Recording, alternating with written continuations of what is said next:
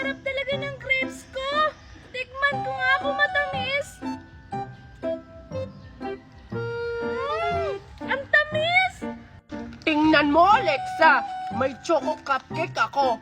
Wala ka nito. Maiinggit ka. Subukan ko nga buksan. Kakainin ko na yung cupcake ko, Alexa. Maglalaway ka. Tingnan mo. Ang sarap-sarap. Ang sarap ng choco cupcake ko, Alexa. Sarap naman yan, Betty. Pahingi ako. Ayoko. Lagi mo nga ako pinapainggit ng pagkain mo. Ngayon, nanghihingi ka sa akin. Maglalaway ka ngayon. Ano ka ngayon? Wala kang pagkain? Nanghihingi ka na lang sa akin? Kawawa ka naman. Magpapabili ka kaya sa mama mo. Ang damot-damot mo talaga, Betty. Ang tamis! Hala, sino yun? Ha? Anong sino yun? Sarap-sarap talaga nito. Hala, sino siya, Betty? Oh, di ko kilala. Parang bagong muka.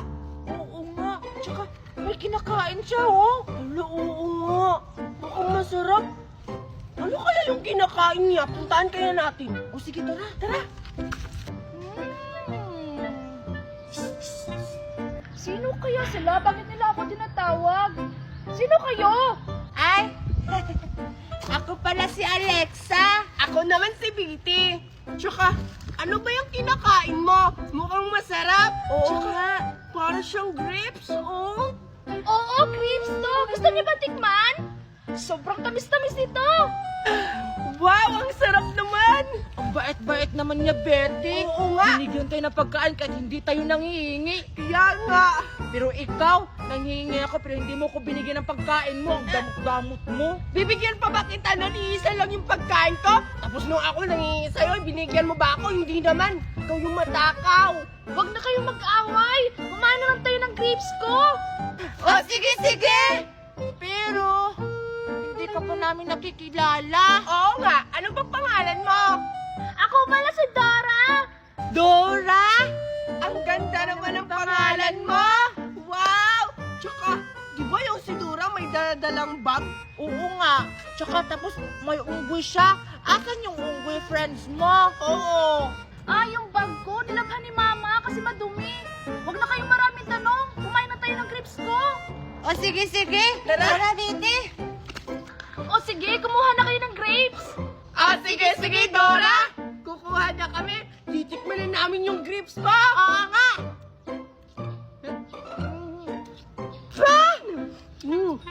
Ang asim!